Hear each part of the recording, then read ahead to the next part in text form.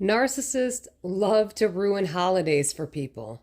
And if you're the chosen target of a narcissist that's an intimate partner or a narcissistic parent, there is no doubt that they have ruined many holidays for you. Narcissists hate seeing people happy, especially the person that they've decided is going to be the target of their abuse and self hatred. Narcissists will refuse to acknowledge you on special occasions that are important to you. They will pick fights with you, discard you, give you the silent treatment. Narcissists will intentionally not show up, not buy you a gift, and sometimes they will purposely buy you gifts they know you won't like. And narcissists just cannot stand to see other people happy or have the attention taken away from them. So, with that being said, I'm going to share with you my experience of dealing with a narcissist that I dated during the holidays, specifically Thanksgiving and Christmas of 2020. I honestly have never been treated so terribly in my life by anyone. Without a doubt, this man absolutely hated me. I mean, he exploited me in so many humiliating and degrading ways. And while I was so severely trauma bonded, which later turned into Stockholm Syndrome, and I had no idea what was going on.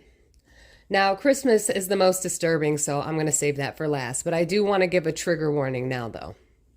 So, Thanksgiving Day 2020, I was under the impression I was going with him to finally meet his parents because, he had invited me to go with him. And the 8 months prior to that, I just was not good enough to meet his parents. So I thought, oh, okay, I'm finally good enough. Well, wouldn't you know, when I asked him about it, he started a huge fight with me, told me I was no longer invited because I didn't give him a straight answer soon enough, and started calling me an embarrassment, ignorant, a child. Those were his go-to insults, by the way. I mean, he called me that nonstop. So then he told me he refused to have me around his parents and his children acting like a mess and being crazy. And he said if he could just trust that I would act right, then maybe he would take me. Well, of course, I was crying, begging and pleading with him. And, then he just called me more ignorant, more of a child, and an embarrassment. It was horrible. This man would gaslight me to the point that I felt like I was going to pass out, and I felt like I was suffocating. Now, I'm autistic, so his brutal attacks would literally cause me to have meltdowns. And of course, he ended up discarding me on Thanksgiving, as usual, although he would discard me multiple times a day and subject me to silent treatments regularly, so I was used to it. It doesn't make it okay, but I always knew it was coming, like that fight or flight was just always engaged in me.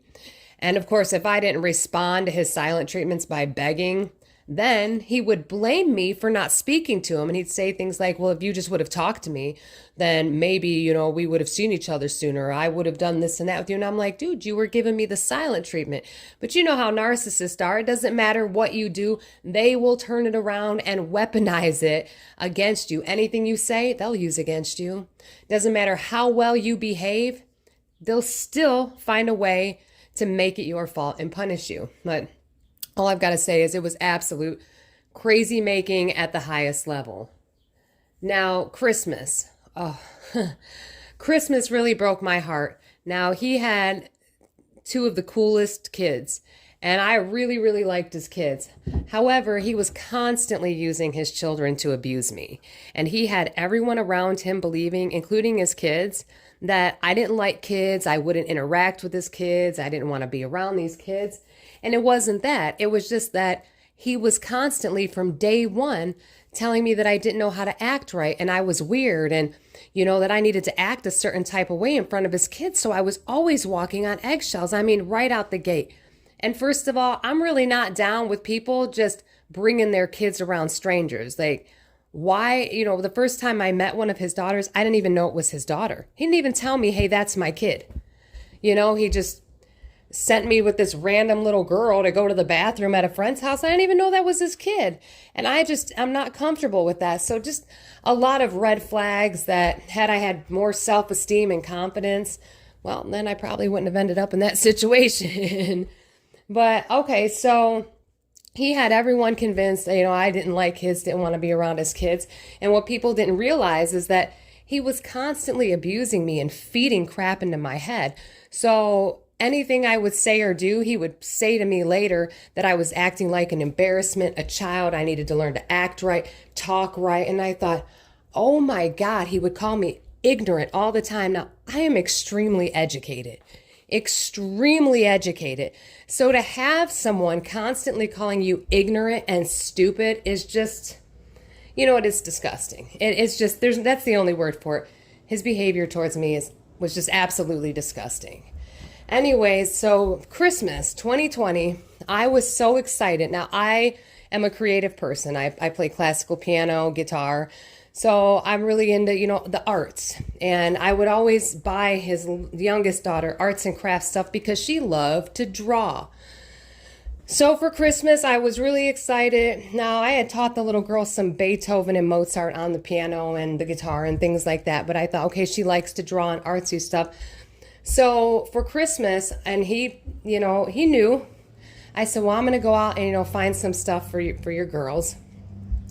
I spent, I don't remember, 6 hours one day.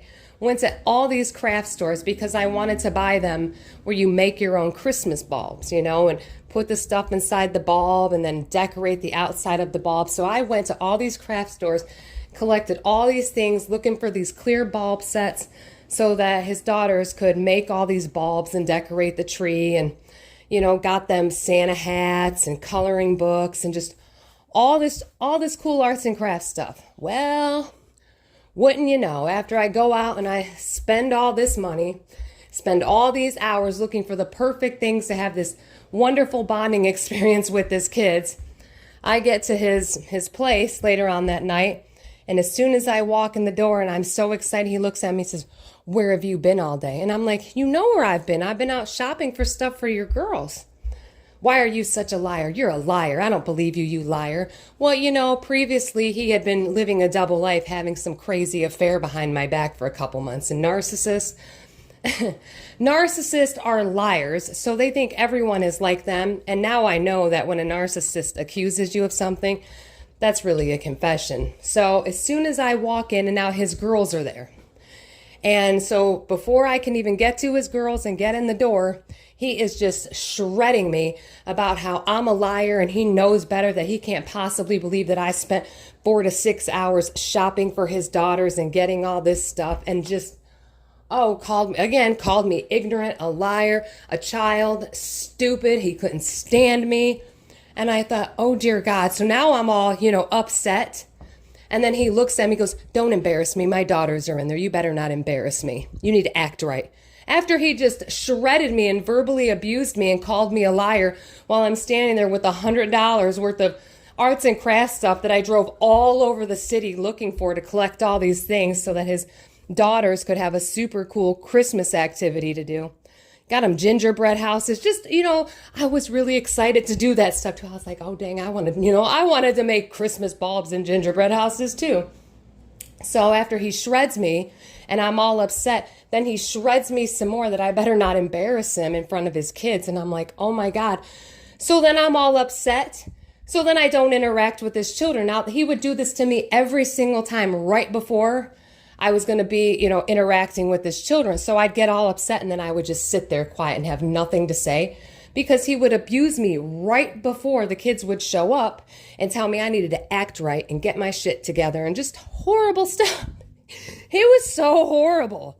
This man, oh my God, I now understand they were projections, but it still doesn't matter. Having to be subjected to that kind of verbal abuse and punishments for no reason. And what hurt me most is then his kids thought I was weird. Like, why doesn't she want to interact with us? And then his friends believed I didn't like kids because I wasn't interacting with the children the way they thought I should be, or interacting with them. And I'm like, yeah, well, I'm getting verbally abused. I mean, I was walking on eggshells. Anything I said later on, I'd get pulled aside and he would tell me how it was just, I was an embarrassment and needed to learn to act right and talk right. It was the strangest thing. So I got all this arts and crafts stuff. I leave it at his house. It goes under the Christmas tree. And we had plans that I was going to go with him and his daughters, and we were going to cut down the tree. We're going to go to a tree farm and cut down the tree. and then do arts and crafts and spend all this time together. Well, of course, when that day, what Christmas Eve or whatever it was, got here, he picked a fight with me. One of his buddies, now his friends, I don't know how many of his friends solicited me for sex. It was so disturbing, which again makes me wonder what was really going on with this group of people. Like they're into some weird sharing each other. I mean, this man eventually started talking about witchcraft and poking me with voodoo dolls. And I was like, I'm sorry, what? I mean, just the strangest stuff that he said. And I was like, okay, so these people are into voodoo dolls and he's into poking me with voodoo dolls. That's scary. But anyway, so Christmas Day came and another one of his friends actually this was like Christmas Eve, a couple days before Christmas, because then when Christmas finally showed up, that's a whole nother story. Anyway, so the one friend was trying to hook up with me and I was like, oh my God, no. Now again, I'm autistic, so I don't handle social cues very well. I get overwhelmed with people very fast, especially when they're coming at me in a very disrespectful way and crossing my boundaries. Like I just do not handle that well. I shut down. Well, one of his friends started in on me via a messenger. And when I went to go tell him about it, he called me a whore as usual, blamed me, discarded me. So then he blocked me on everything, and all the arts and crafts and presents and everything that I got for his daughters. I don't know if he ever told the daughters it was for me. I don't know. But he made sure to give his kids all those presents and all that stuff and had me blocked on everything but Snapchat.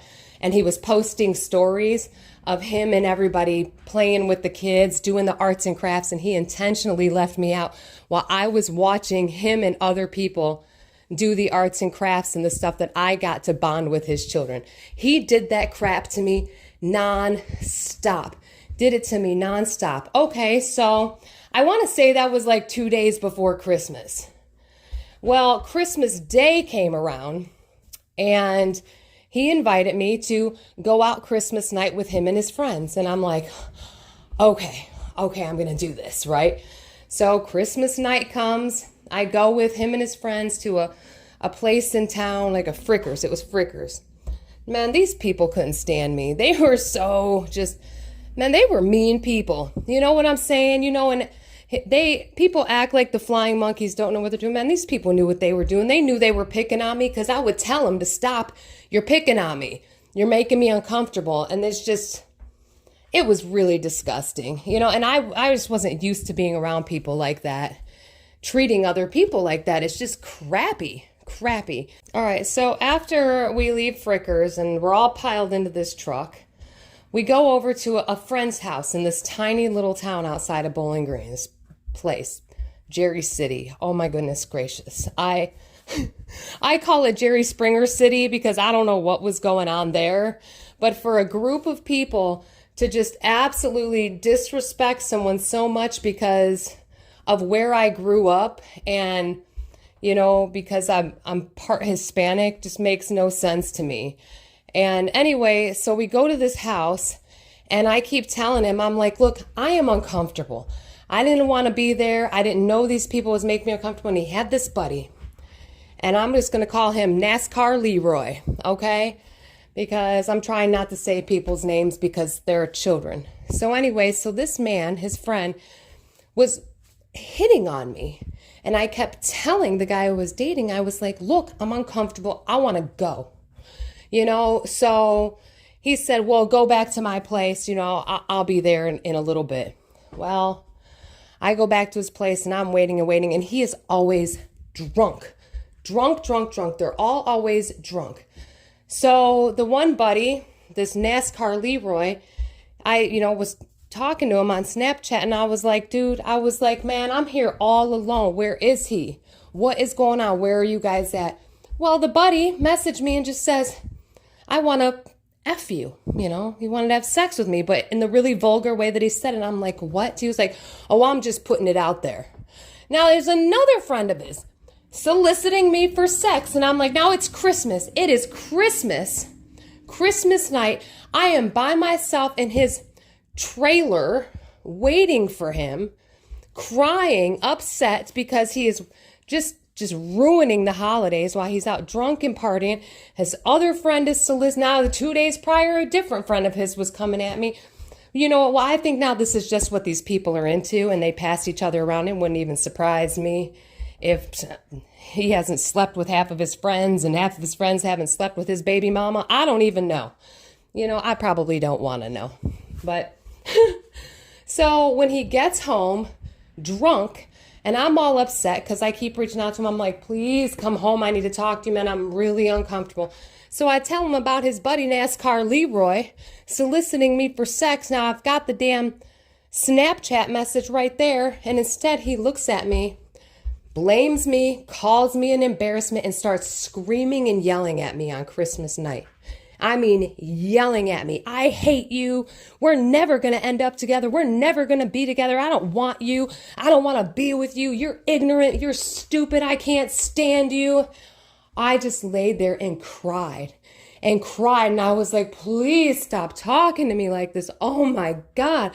I was like, I don't even know what I have done to you or any of these people to deserve any of this. I have never done anything to them. I was nothing but nice to them people, and they all knew. They knew I was being abused. They knew I was confused.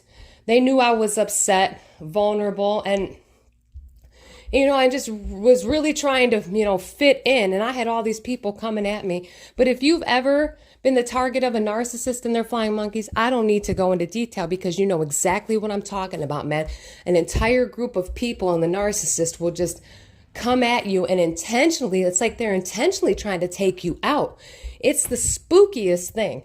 I mean, like a cult. I'm serious. It's like a mini cult. And actually, narcissists and flying monkeys do meet the definition of a cult. And now that I know that he was into voodoo dolls and all that weird stuff, I'm like, oh, okay. Well, that's enlightening. But yeah, so Christmas 2020, that was my Christmas of 2020. He exploited me, used his children to abuse me, and then, screamed and yelled at me. His friend tried to hook up with me on Christmas when I tell him. He verbally abused me. It was this man, he was so horrible to me. I have never been subjected to such disgusting verbal abuse before in my life. And the few times that I engaged in reactive abuse, I felt so ashamed of myself because I just did not understand why I was, lashing out and behaving so poorly. Well, now I know why, because it's the equivalent to someone repeatedly poking you with a stick. And you're like, hey, stop poking me with that stick. And then they poke you and poke you some more. And you're like, hey, I said, stop poking me with that damn stick. And they keep poking you and poking you faster and harder, maybe smack you with the stick until you are just like, stop poking me with a damn stick. And you just snatch the stick out of their hand and break it in half and throw it on the ground.